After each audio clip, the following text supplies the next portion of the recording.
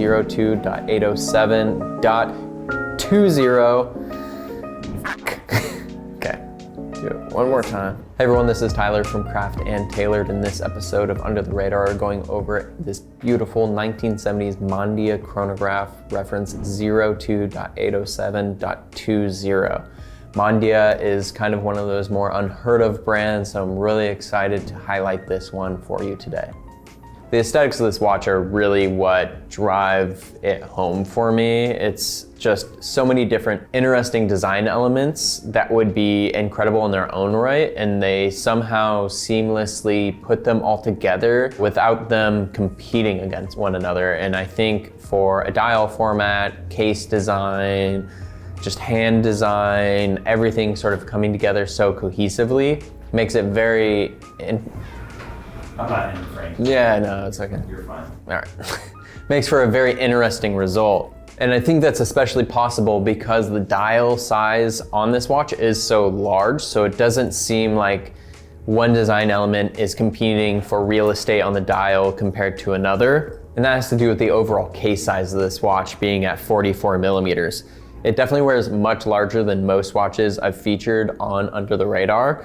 And although I don't wear watches this large normally, the form and function of this watch and how it sits on the wrist actually makes it one of the most wearable large watches that I've worn recently. And I think a lot of that has to do with the overall case thickness. While it's not like an ultra thin movement, ultra thin watch, it is a manual wind Valjoux 7734 movement, and it doesn't wear overly large to where it just feels like a big watch. It kind of is more pancakey, where it's like really flat and wide, and it still kind of fits under the sleeve nicely, and I think just makes for like a really cool like rally aesthetic, racer aesthetic, which makes a lot of sense for the brand because Mondia is kind of one of those subsector brands, kind of like Caravelle for Bulova or Tudor for Rolex. Mondia was the more affordable option for the Zenith and Movado brand of the 1970s. The Zenith and Movado partnership, we've talked about it several times on this channel, created just so many very cool and interesting sports watches, especially in the 1970s era, where they experimented with very like larger case designs, interesting case and movement technologies. And obvious Zenith is a powerhouse when it comes to developing movements just in general. So that sort of core design elements and core design direction made its way into Mondia as their more affordable options. And what we have today is a lot of really interesting and not as well known watches that, for lack of a better words, are just really cool. They have such cool design elements and layouts, and they're just really funky watches that we wouldn't have normally seen come from Zenith or Movado directly.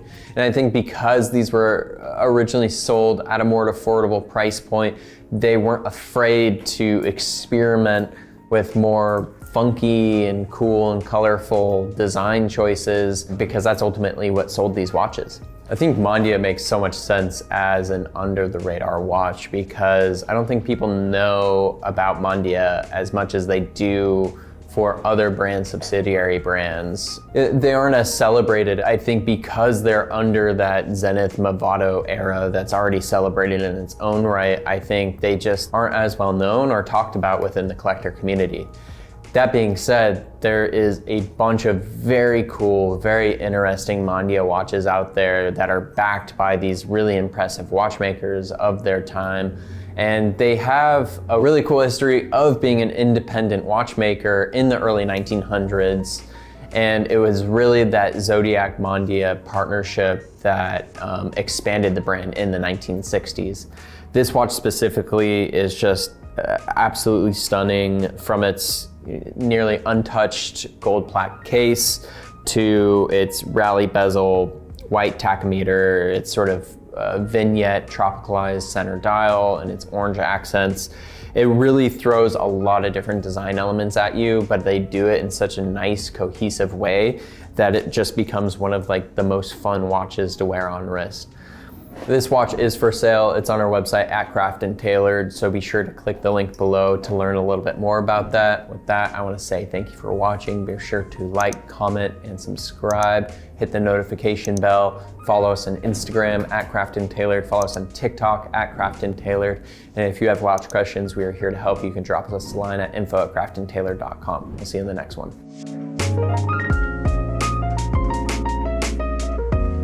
Tyler from Craft and Tailored. In this episode, that's gonna be too loud. That's it's a large man-sized parrot outside.